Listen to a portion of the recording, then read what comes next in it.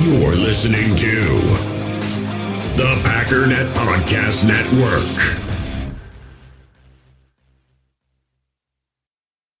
What's going on, U.S. Cellular customers? I've got good news, so don't hit skip, at least not yet. I'm talking about their special customer event, Us Days. What is Us Days? It means exclusive offers just for their customers, just to say thanks, like $1,200 off any phone, plus $300 off any tablet. No, I didn't just misread that. They must really like you. Us Days at U.S. Cellular, exclusive offers just for you, just to say thank you. Right now, U.S. Cellular customers get $1,200 off any phone, plus $300 off any tablet. Terms apply. Before history is written, it's played. Before it's frozen in time, it's fought one shift at a time. Before it's etched in silver, it's carved in ice. What happens next will last forever. The Stanley Cup Final on ABC and ESPN Plus begins Saturday.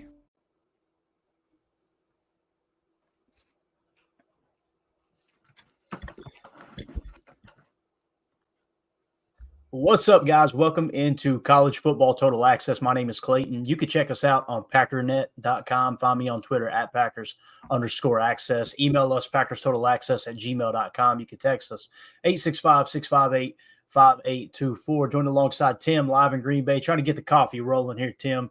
I've already had a couple of cups, so I've switched over now to some water and some non-caffeinated drink here. But how you doing this morning there, world's best boss?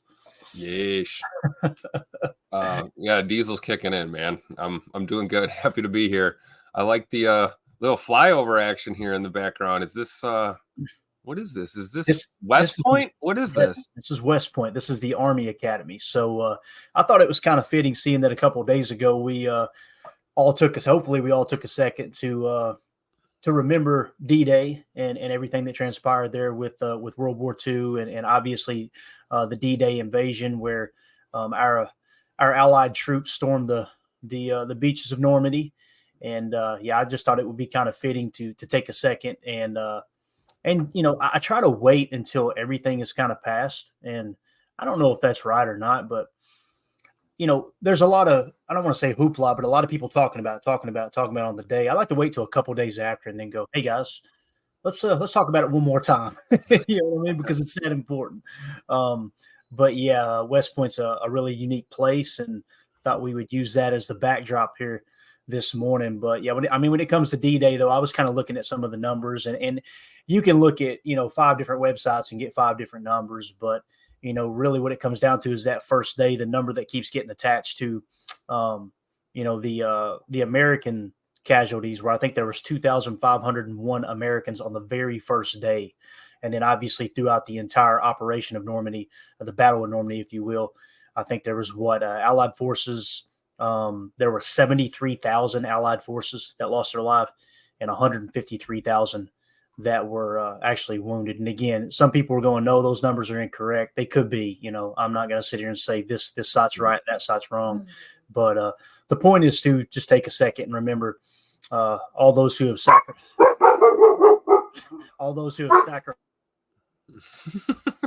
Something just popped off. Lincoln agrees. Yeah, Lincoln said, but that ain't good enough. Do it again.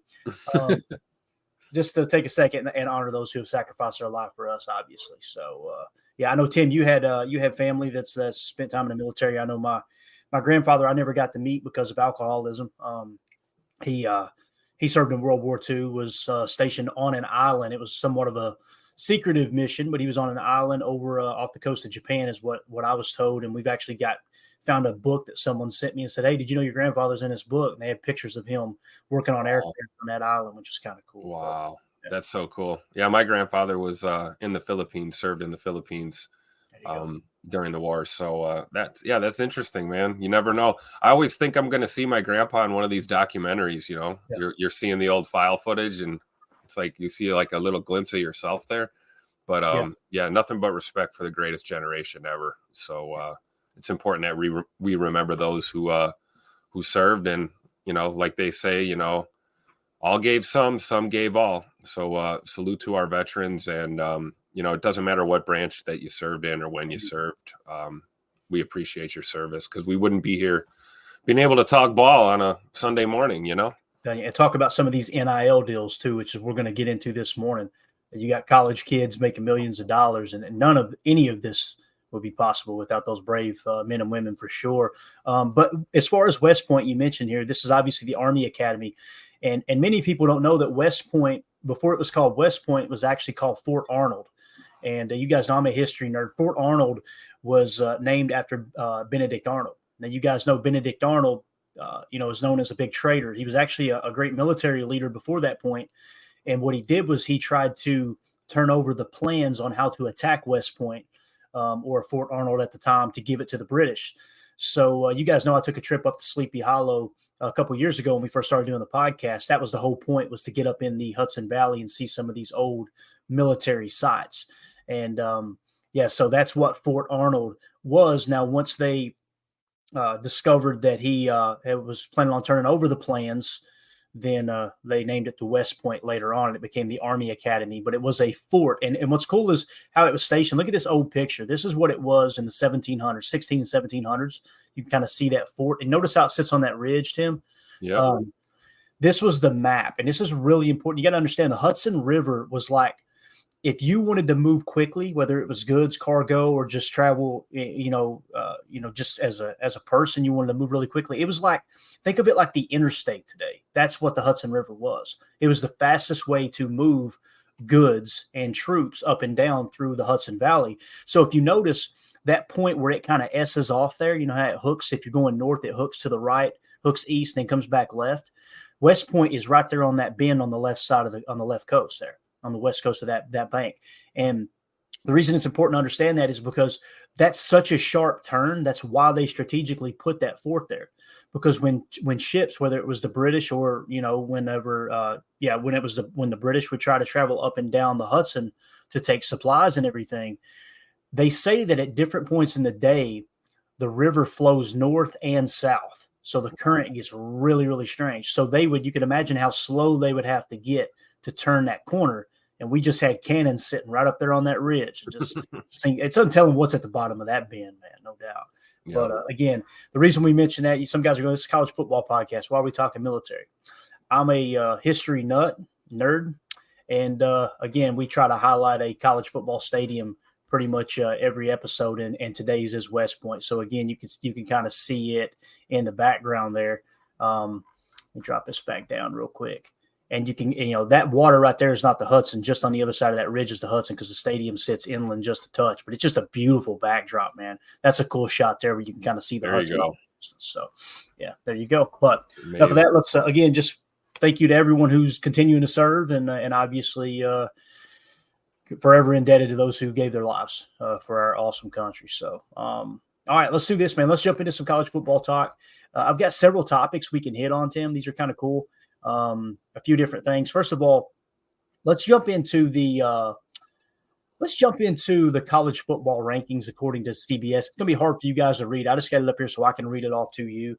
But these are the very first playoff rankings, is what CBS Sports called this. Okay, so this is how their rankings sit. They've got Michigan number 1, Washington. No, really?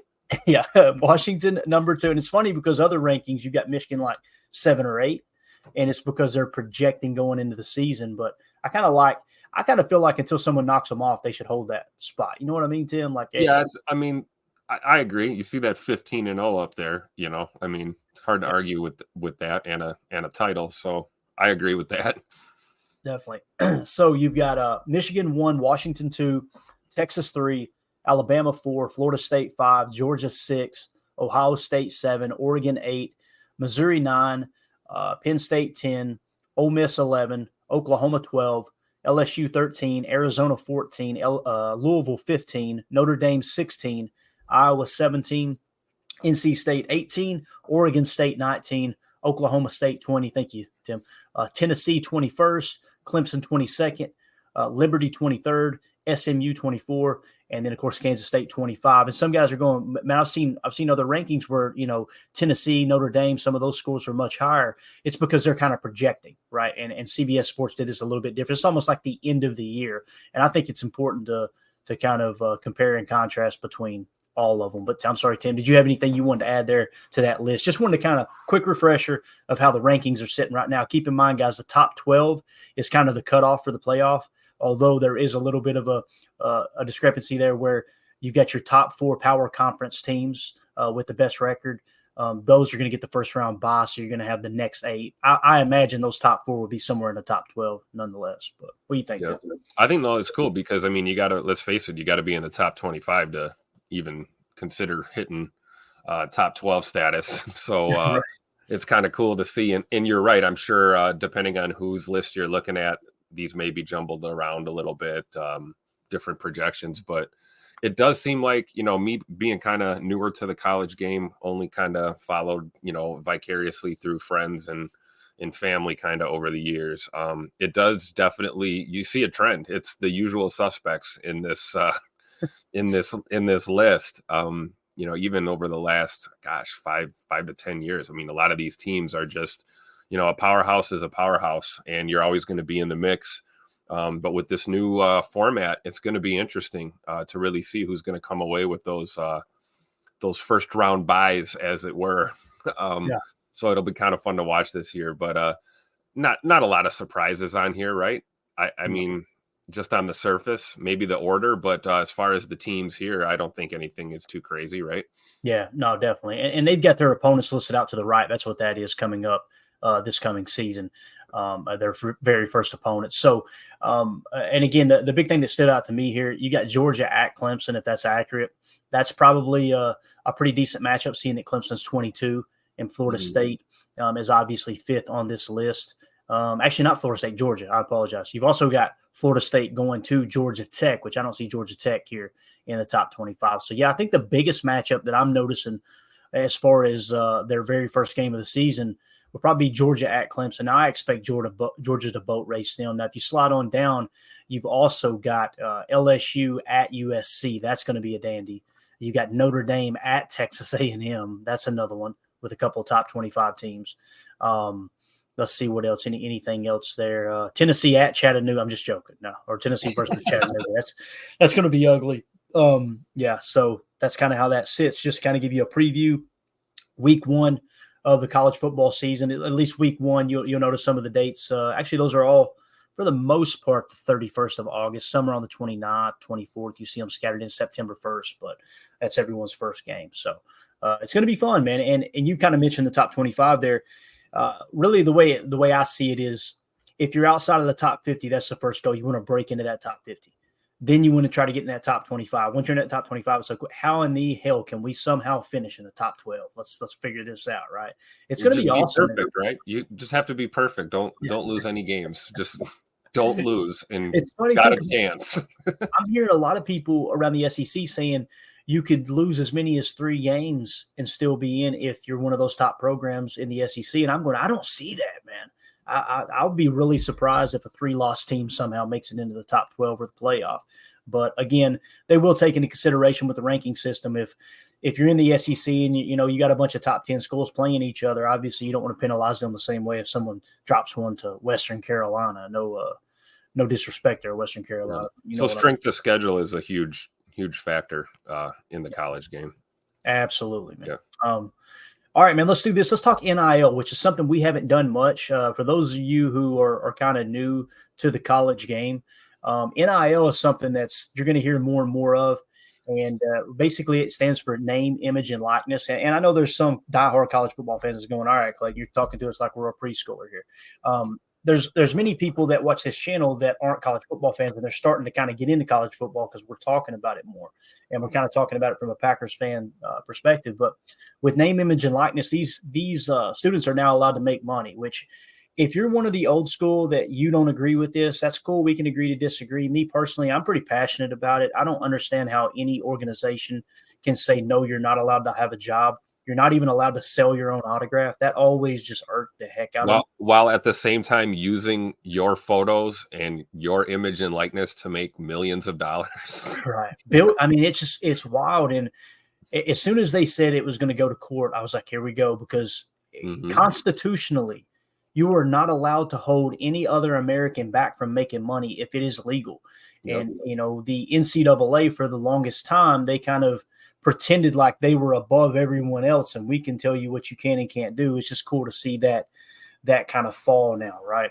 Because and listen, I understand it's not like these kids were starving. Okay, don't get me wrong. I know they wasn't on campus and they couldn't afford to buy a meal. It wasn't like that.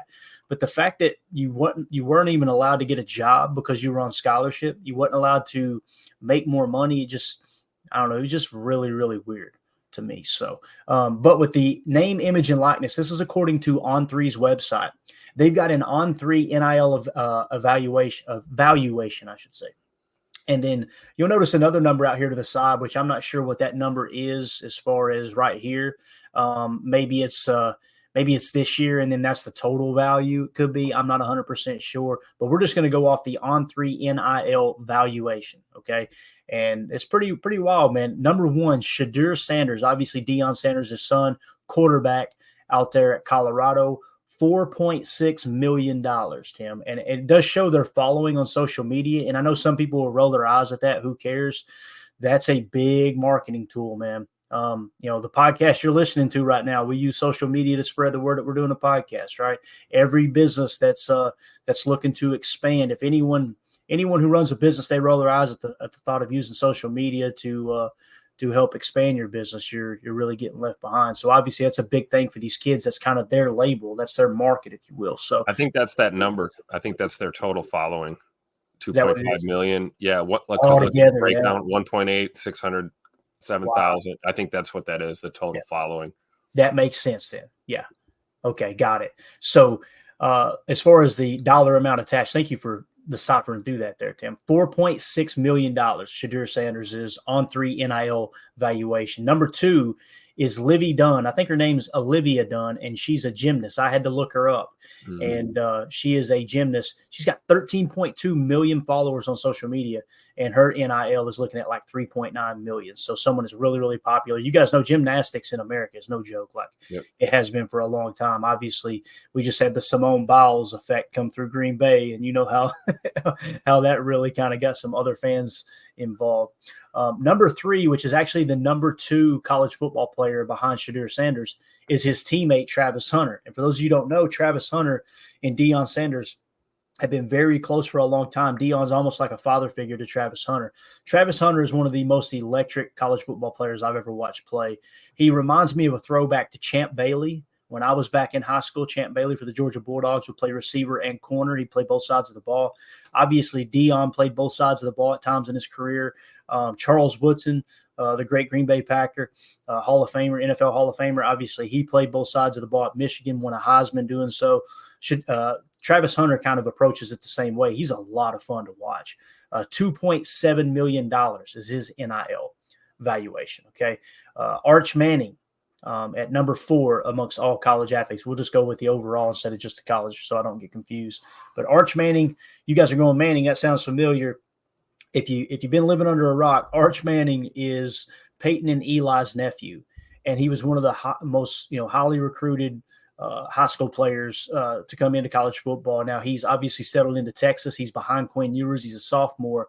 His NIL, Tim, he's not even starting. He's a backup. 2.4 He's a Manning. He's a Manning. Exactly. $2.4 million. This is what's wild. Look right below him. Quinn Ewers, the quarterback that's starting over him, is making, what is that, 0.5, so making $500,000 less than him in NIL. And he's better than him. It goes to show you, man. It's all about label and what these different groups, organizations, collectives, what have you, are willing to pay for NIL. What do you think about those top 5 though there, man? It's pretty cool to see a female gymnast climb up there in the top 3 too, man. That's kind of cool, I think.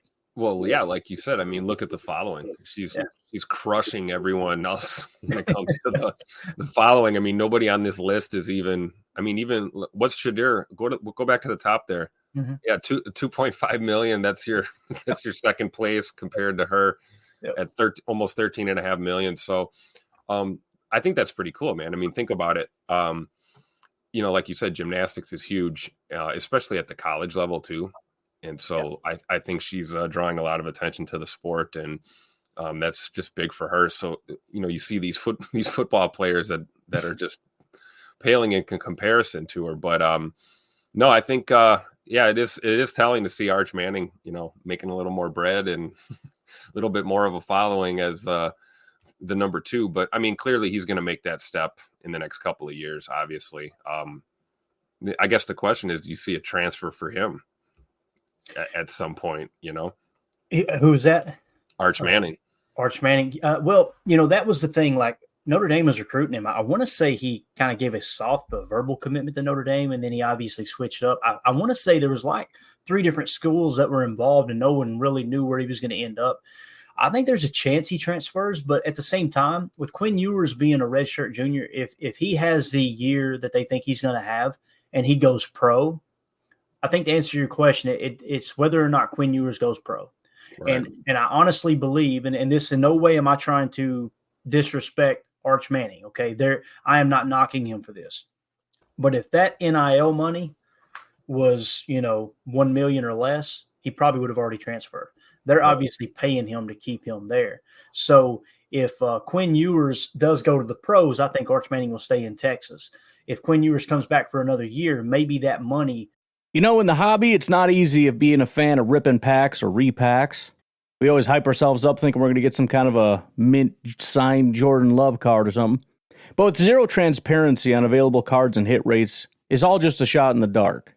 That is until now. Introducing slab packs from arenaclub.com, the only repack that provides real value, a complete view of all possible cards, and clear hit rates for each one. Now when I buy slab packs on Arena Club, I finally feel like I know what I'm getting. I don't know if you saw the video me and my son did. That was us on arenaclub.com looking for new cards for my kid. Still on our YouTube channel. You should check it out. They have an incredible website. Slab packs are way better than mystery packs. Immediately after your pulls, they put your cards safe in a vault. So whether you're buying, selling, trading, or displaying, Arena Club's got the card collection platform that you have to check out.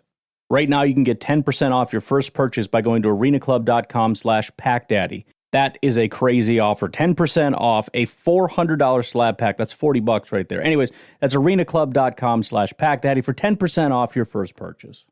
Passion, drive, and patience. The formula for winning championships is also what keeps your ride or die alive. eBay Motors has everything you need to maintain your vehicle and level it up to peak performance. Superchargers, roof racks, exhaust kits, LED headlights, and more. Whether you're into speed, power, or style, eBay Motors has you covered. With over 122 million parts for your number one ride or die, you'll always find exactly what you're looking for. And with eBay Guaranteed Fit, your part is guaranteed to fit your ride every time or your money back. Because with eBay Motors, you're burning rubber, not cash. With the parts you need at the prices you want, it's easy to make your car the MVP and bring home huge wins. Keep your ride or die alive at ebaymotors.com. Eligible items only, exclusions apply. What's going on, U.S. Cellular customers? I've got good news, so don't hit skip, at least not yet. I'm talking about their special customer event, Us Days. What is Us Days? It means exclusive offers just for their customers, just to say thanks, like $1,200 off any phone, plus $300 off any tablet. No, I didn't just misread that. They must really like you.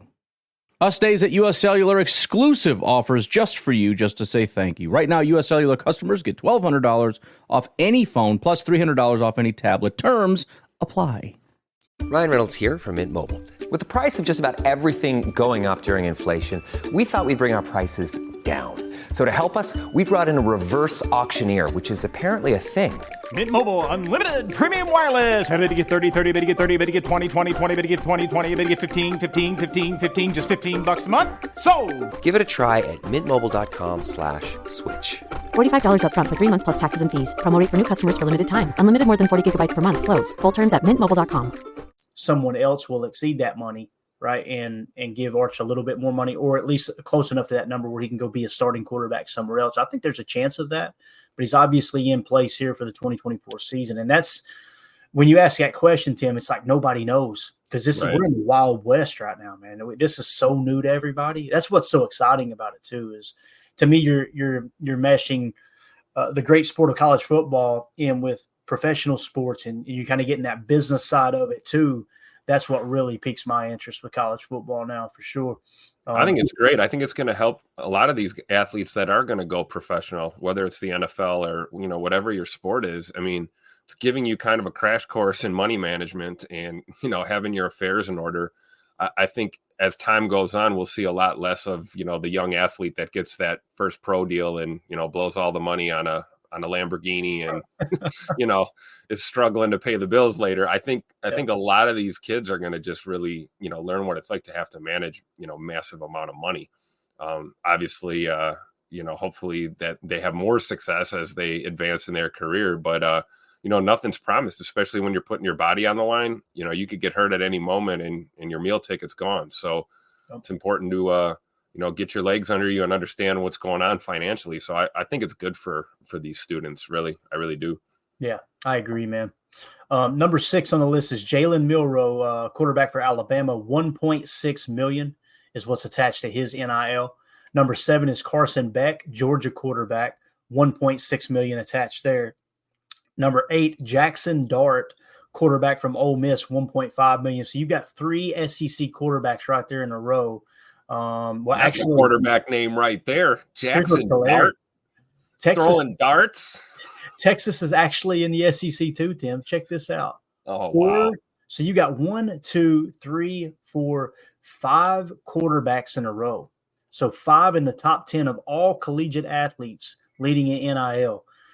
There's some money in the South, bub. I'm just telling you, they are throwing it around down there trying to get these quarterback prospects. But yeah, Jackson Dart, man, you're right. Might be the best quarterback football name in the country.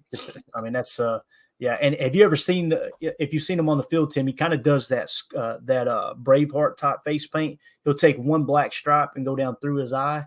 Nice. Looks pretty bad. So he's a savage and a good quarterback. Okay. Yeah, I like it. I think and he's with Lane Kiffin. There's no other coach in all of college football that's got more swag than Lane Kiffin. I'm just telling you, that dude does not. He will say some of the most random stuff, but you can tell that kids really they really like his approach. It's not the old papal approach of, hey, let's say the right thing. He's just kind of, tell you what's on his mind, has a unique sense of humor. So obviously Ole Miss is going to have a very potent offense this year. Going to be exciting to see them play. Number 9, you got Dylan Gabriel. I can't remember where he transferred from, but I remember us talking about this, that he entered the portal. Now we know why he settled in at Oregon at $1.4 million. Number 10 on the list, actually a basketball player, Cooper Flagg, freshman with Duke, $1.4 million. Then the next one is at number 11, you got Nico. I'm going to screw this up. I'm going to try it though. Lamaleva. Hope I'm saying that right. Lamaleva. He's a quarterback for Tennessee, University of Tennessee, as a sophomore, $1.3 million. And then you got your first wide receiver on the list, second, I should say, because of Travis Hunter. In the number 12 spot, you got Evan Stewart, who is now playing with Oregon as well for $1.3 million. So you could see Evan Stewart, that sounds like a NASCAR driver name right there. It does. So Oregon went out and paid $1.3 million for Evan Stewart, a wide receiver, and then they paid Dylan Gabriel $1.4 million. So they're like, hey, we need a quarterback and a pass catcher out here. So again, just wanted to kind of give you guys an idea of what the NIL looks like. If we climb on down the list here, you see a lot of them right around the 1 million mark. Like Riley Leonard came over from Duke to Notre Dame for $1 million. And then you're going to get, look how it drops off here. Well, it's undisclosed. I shouldn't say that, but I imagine it drops off pretty sharp. The rest of these are undisclosed here. But there's Julian Lewis. We talked about him committing to USC, $1 million I think he's going to be a freshman, I believe. Yeah, he committed on August 22nd, 2023. So that's a freshman there. That's going to be making $1 million as a freshman for USC, and I'm pretty sure what's his position. Yeah, he's playing quarterback. He was kind of an athlete, but he's like they settled in at quarterback. So that one is a freshman. You got Cam Ward in the 19 spot, quarterback, committed to Miami. $1.1 million is his reported NIL, and he signed on January 13th, 2024. So those are the 2 freshmen that are there within the top 20. But anything else you want to add to the NIL talk, man? I think it's important to remember that even seeing these numbers at the top of the list, 3.9 million, 4.6 million, 2.5 million, that is still chump change compared to the amount of money that is being made off of these kids. Absolutely. So it's important to remember that. It seems like a lot, and they're student athlete, student comes first. Yeah, that's true. But college ball is college athletics is big business, right? We're talking, multi-billion dollar industry probably. So I don't have a problem with Arch Manning making some money and Shadir Sanders making some money. I mean, it pales in comparison to what's being generated around them, not just for the universities, but for a lot of these companies too. So Yeah, I tried not to laugh when you said that, because it's like everyone goes to college. Maybe not everyone. A large majority of people go to college to get an education so they can get a good job and make good money. And that's I know there's been this stigma.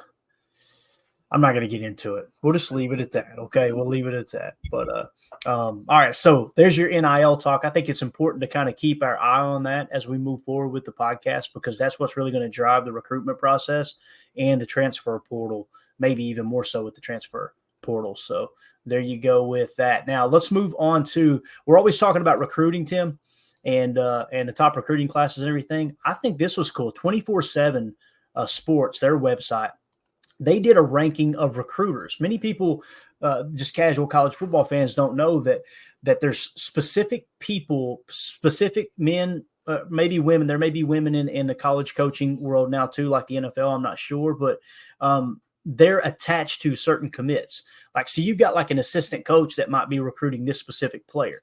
What you end up having happen is a coach or two within your coaching ranks become these really good recruiters. And you want to make sure you're putting those guys on the most important recruits, right? So these are the top recruiters. And 24/7, the way they did it is you got an average rating here of, I think, of the prospect that they actually recruited. And then they did a point system to kind of grade these recruiters. So let's just talk about the top recruiters in the country. Okay. You got Frank Wilson, assistant head coach to LSU. Notice it's not Brian Kelly. So Frank Wilson is actually doing a large majority, it sounds like, or at least the most successful aspect of the recruitment process in LSU as an assistant head coach. Now, maybe they excluded most, if not all, head coaches on this list, but Frank Wilson at the top there with an average of 94.4 and points was 72.31 for LSU. Number 2 is Eric Henderson, the defensive line coach for USC. Number 3 is Jake Thornton, offensive line coach for Auburn. Number 4 is Vince Marrow, assistant or associate head coach, I should say. And Frank Wilson was associate head coach too, not assistant, but associate head coach. Vince Marrow, associate head coach for the University of Kentucky. Holy cow, that's wild. 4th best recruiter in the country is for the Kentucky Wildcats. That's neat. I didn't know that. Junior Adams comes in at number 5 spot. He's the wide receiver coach for Oregon. And then look at these Notre Dame guys pop up here. You want to know how they're turning in good recruiting class this year? First of all, Al Washington, the defensive line coach, is the number 6 recruiter in the country, according to 24/7. Then Brad Davis from LSU is the offensive line coach. He's in the number 7 spot. Then you get right back to Mike Mickens. Mike Mickens is one of the hot names in college football. He's the cornerbacks coach for Notre Dame. And they just keep churning out pro prospects at the cornerback position. And it's almost like a pipeline, Tim. When you get a specific position that you're good at recruiting and you're good at, okay, you build up this position group and they go on to play pro. When you go to recruit the next cornerback, guess what you do? You have those guys that just got drafted come in. Like Jordan Morgan, our first round left tackle. He was down at Arizona's Blue-Red game there a couple months ago. And guess what he was doing? Meeting with the recruits that were in house to watch the Blue-Red game. Like, hey, man, these guys will put you in the league, if you trust them. So kind of cool to see how all that ties together. Number 9, Joe Rudolph, offensive line coach for Notre Dame. So Notre Dame has the 6th, 8th, and 9th best recruiters, according to 24/7. That's pretty wild. Wow. Number 10, Adam Cushing from Texas A&M, offensive line coach. So we can go on down further if you want, but pretty cool to kind of see some people that typically don't get recognition in the recruiting process, because you always hear Brian Kelly with a great recruiting class, Marcus Freeman, great recruiting class. And it's like, okay, who are the guys actually doing a good chunk of the legwork behind the scenes? It's neat to see that.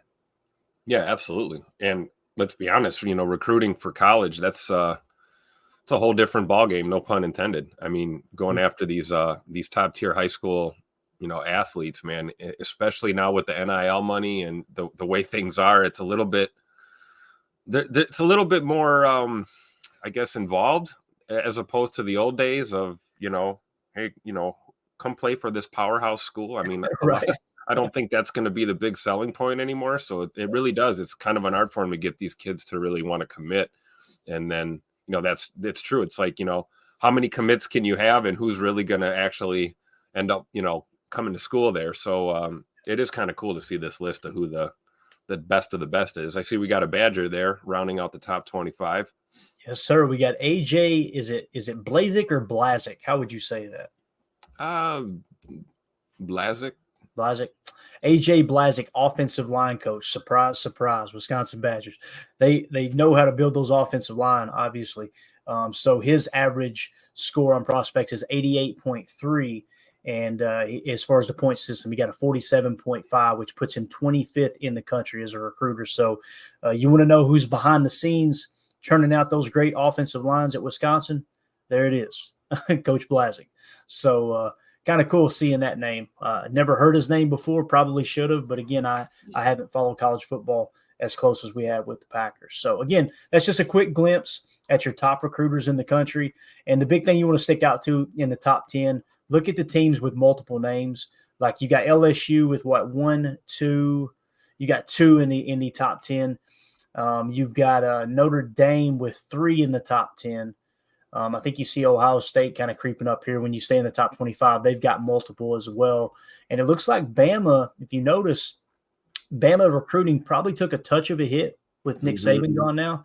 But Freddie Roach, the associate head coach, is obviously still out there doing his thing there with a average rating of 95.59 with prospects. So Texas A&M has multiple on that list as well, it looks like. Yeah, and Texas A&M too. They're some would say, well, they're cheating. I think there was a report a year and a half ago. They were paying the most NIL money. They're throwing the checkbook out there, going, "Hey, go get that kid, go get that kid." So you're right though. There's multiple there in the top 25. There's 1, 2, 3. Yeah, 3 recruiters in the top 25. So, like I said, kind of cool to kind of just take a look at the top recruiters in the country. All right, let's shift gears now. And let's do a little consensus big board talk, man. I know we're a Packers channel. And again, we want to make sure Badger Trio in the house. Good to see you, buddy. Appreciate you swinging through.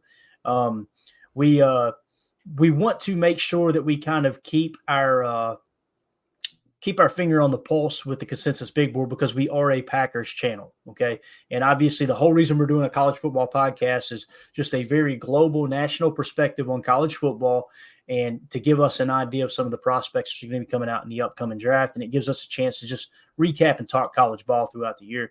So I'm going to go ahead and share the screen here for the consensus big board. Let's take a look. Tim, I'm going to put you on the spot here. We did not practice this, and I apologize. If I were to ask you, what position group do you think the Packers will be the biggest need coming in this offseason?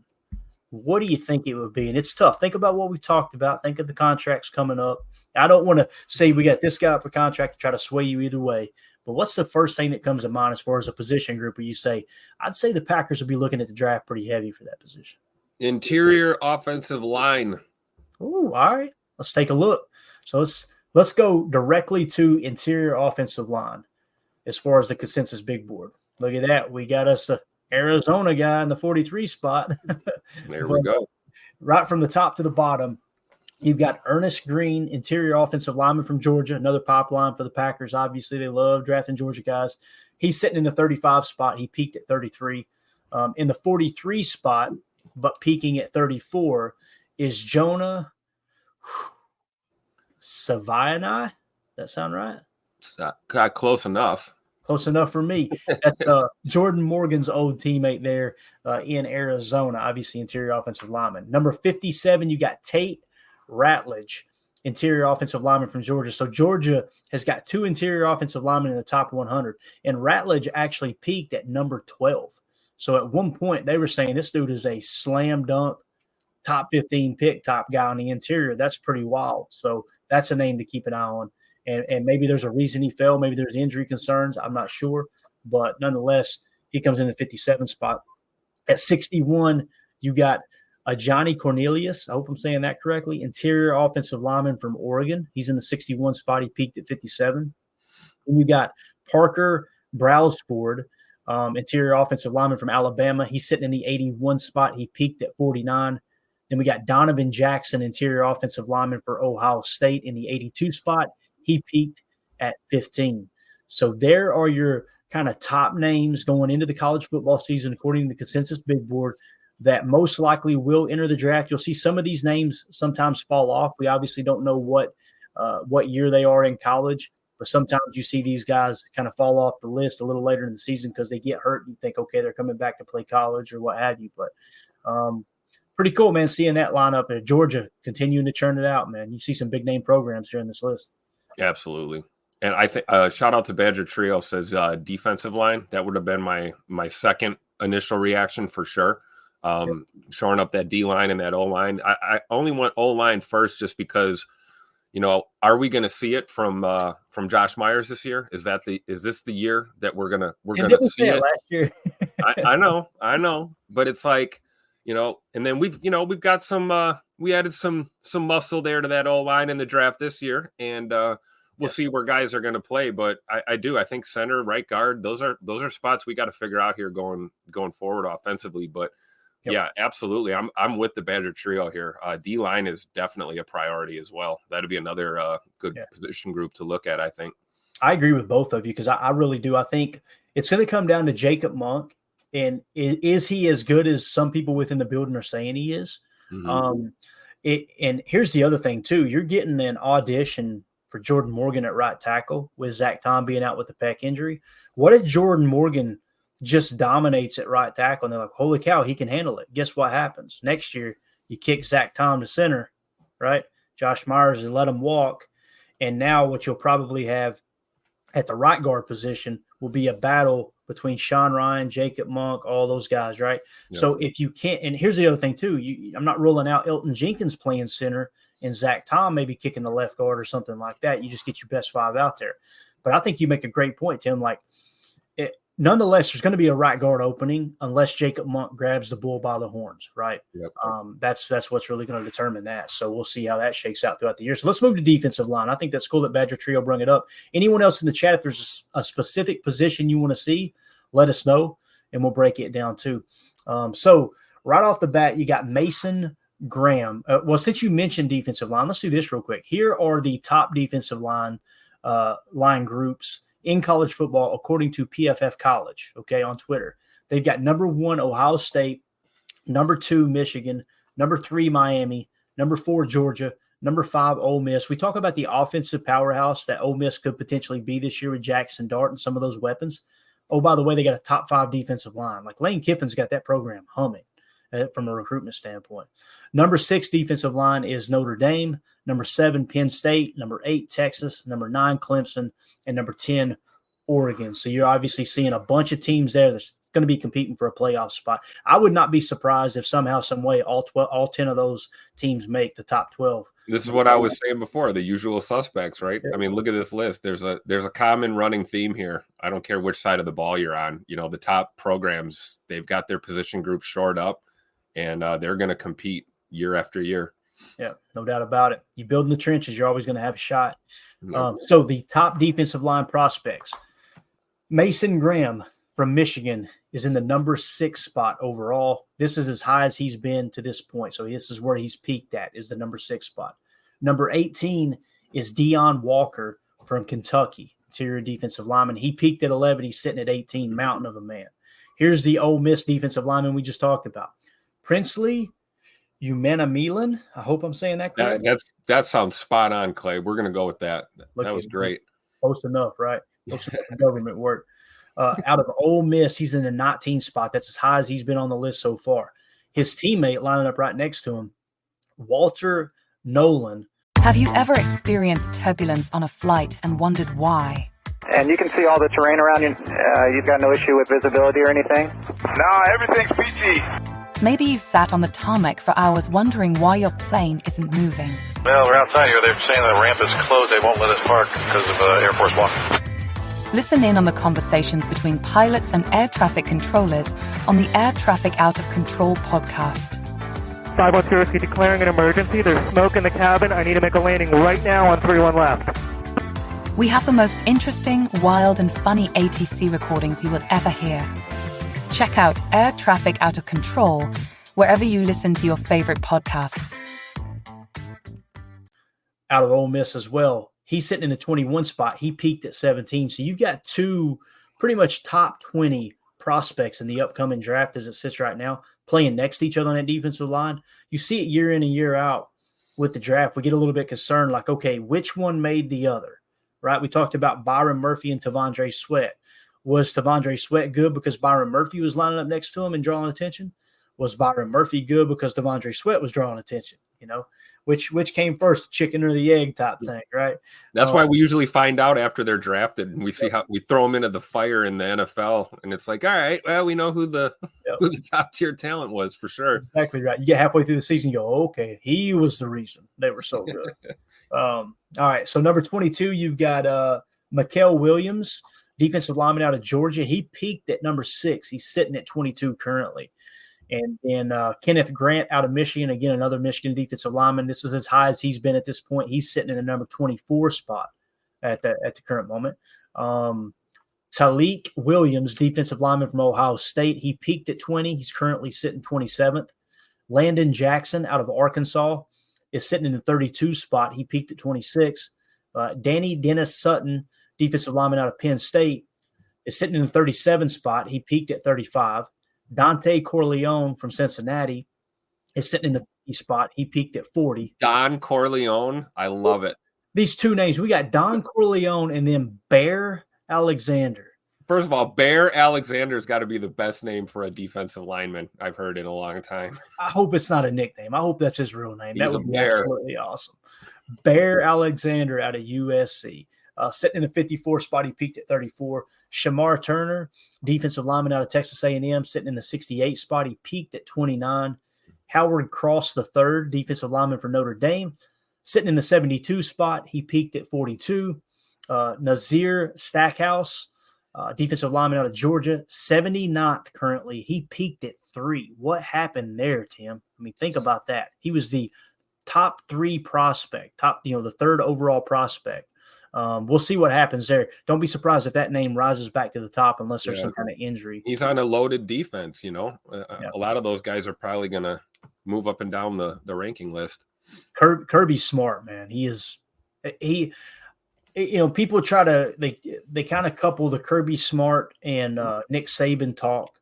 They try to couple it up with the Bill Belichick, Tom Brady talk. It's like I hear people saying Kirby Smart is the reason that Nick Saban had so much success here in the more recent championships because he was obviously on his defensive staff.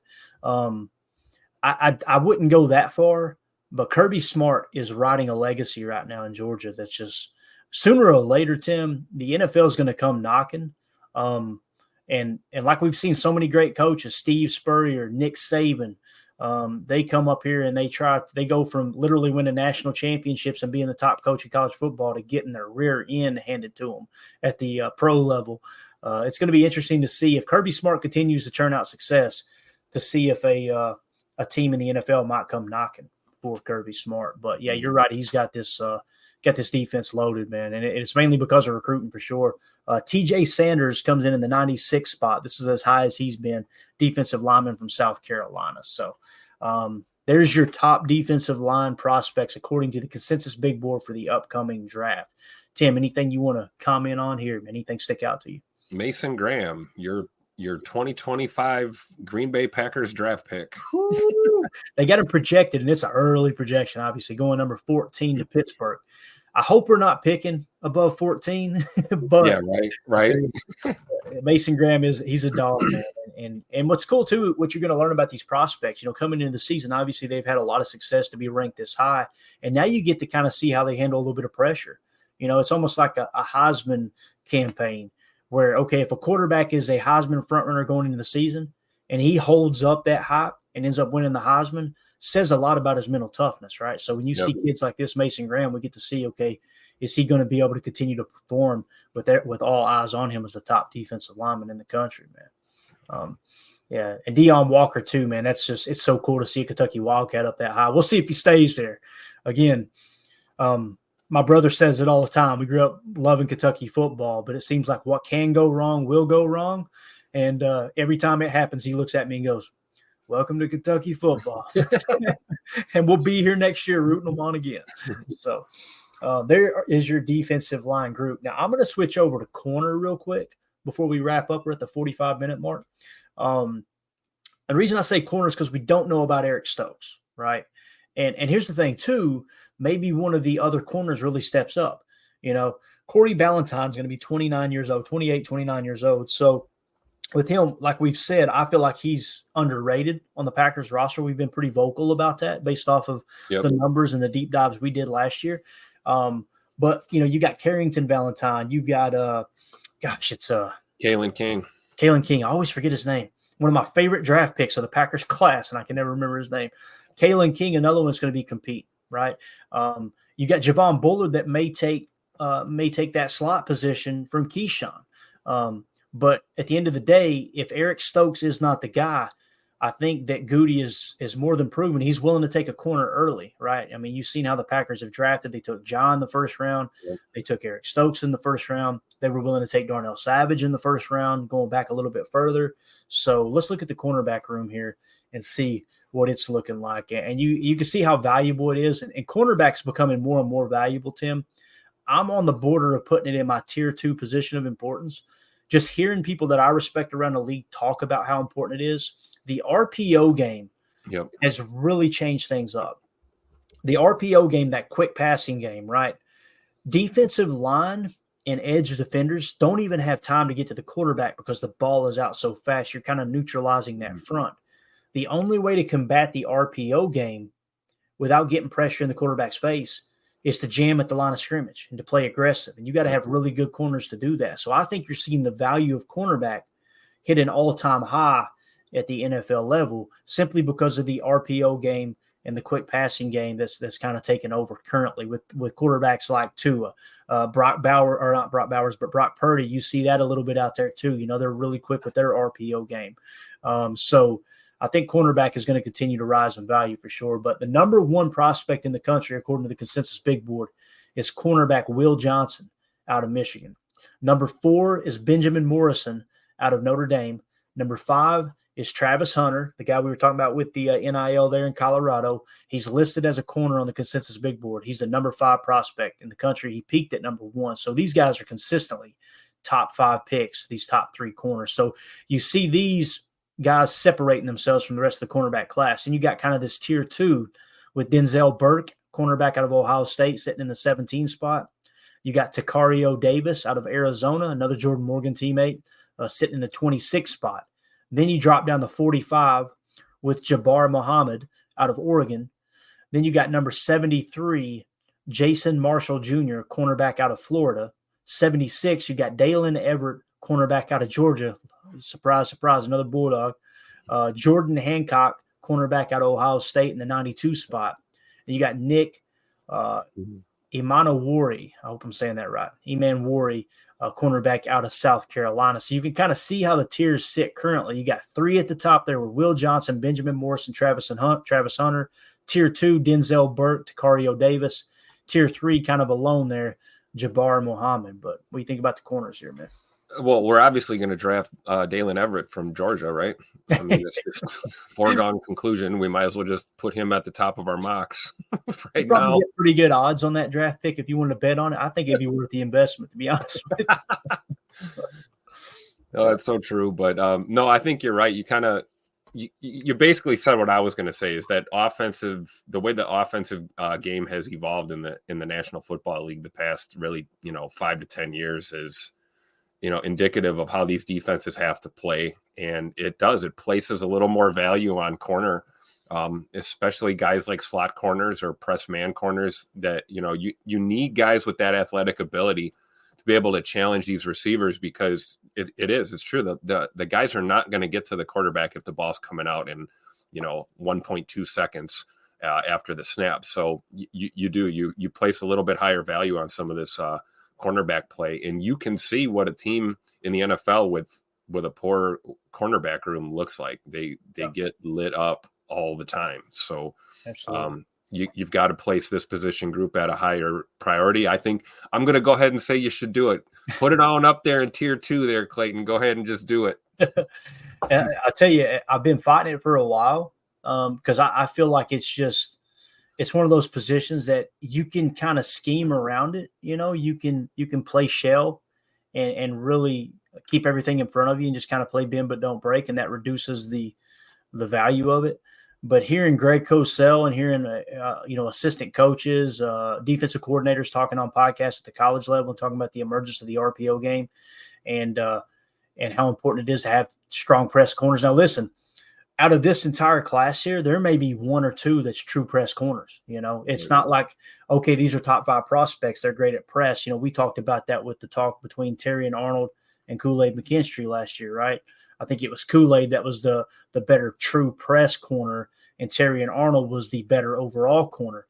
Just because you're a top 10 prospect, top 25 prospect, doesn't necessarily mean you can play press because you're just that good. It is something that has to be learned and has to be perfected. And there's a reason that there's very few guys in the history of the game that can play really good press coverage, and they went on to be Hall of Famers. And I'll tell you another player, too, that I felt like got overpaid this offseason was Ladarius Sneed from Kansas City. You remember he got traded and paid. Obviously got a new contract. The reason being, I wasn't as big on him for that money because I'm like, he's not that good of an overall corner, but his specialty, press coverage. Yep. And people are willing to pay that premium to have a good press corner. So it's just something to kind of keep our eye on when we talk about the tendencies and the cyclical nature of the National Football League. And obviously the prospects coming into the league are going to drive that conversation. The Badger Trio says, thing is, Packers are in a very good spot. We don't have many holes this offseason. Both lines has a couple could fill next offseason. It's a very good point. I was looking at that earlier today, believe it or not, or it was last night rather. I did a little mock draft just to kind of get an idea of, okay, what would the next draft look like and how are these prospects going to fall as it currently sits now? We know this stuff's going to shake out and change as time goes on. But what I found myself doing, Tim, is just best available. I didn't find myself going, okay, he's the best available, but we need this position. I guess what I'm trying to say is if the season for the Packers goes this year goes the same way it did last year and you kind of continue trending up, I don't think we have a lot of huge holes, man. And that's why it's important just to focus on best player available. And like you said, maybe that is interior offensive line. Maybe it's defensive line. Maybe it's corner. Just let the draft kind of come to you. I think we're going to have to see how this year plays out as well, because we don't really know how things are going to go. We can try and predict all we want. I hope, we're right. I hope Josh Myers plays like a stud at center this year. I hope Sean Ryan finally takes that big step and plays up to the potential that we saw in him when we did draft him. So, I mean, the problems will present themselves as the season progresses. We talk about guys trying to battle through a long stretch there. Injuries happen, things, we may not have necessarily holes on this roster right now in certain position groups, but you don't know really how it's going to pan out until you get kind of into the thick of the season. But no, I would agree with that statement for sure. I mean, I'm with Badger Trio on this, that the lines are my main concerns. And it's like you just said a few minutes ago, you build up the trenches, man, you're going to have success in the future. You've got to take care of your lines. Poor line play on either side of the ball is a death spike for any team. It really is. Yeah, no doubt about it, man. All right, guys, that's it. Tim, you got any parting thoughts, man? Anything else you want to hit on before we wrap this thing up, man? No, man. I'm good. Good to go. Learned a lot again today. this show flew by, man. I'm Yes, telling sir. you, there is a lot more information to cover in college football than there is with just, centered around the Packers or the NFL. But again, we're going to try to keep the information keyed in on how does it apply to the Packers. And obviously, everyone is welcome. If you're hearing my voice and you go, man, I'm not a Packers fan, but I really enjoyed hearing you guys talk college ball, you are welcome in here. Sub to the channel. Follow us on Rumble. Follow us on Twitter, too, at Packers_access. And you're always welcome in here. And the chat will kind of drive the conversation around college football as we go along. So, again, we're not playing the intro video. A little bit awkward coming in, a little bit awkward going out. I apologize for that. But the song that was supposed to be copyright free is triggering a copyright. It's not a copyright strike. However, at any point, they can change their mind and go, no, now it's a copyright. So we got to be real careful with that stuff. So I apologize for the lesser quality coming in and out on the intro and outro. But yeah, appreciate y'all hanging out with us. We will see you later on today. We may do 2 PTAs. If we do, it'll be around probably 1 to 2 p.m. Central Time, and then another one at about 6:30 p.m. Central Time. We may just do one as well. It just depends on how the day goes here. But thank y'all for making us a part of your morning here. Everybody have a great day. We appreciate you hanging out with us.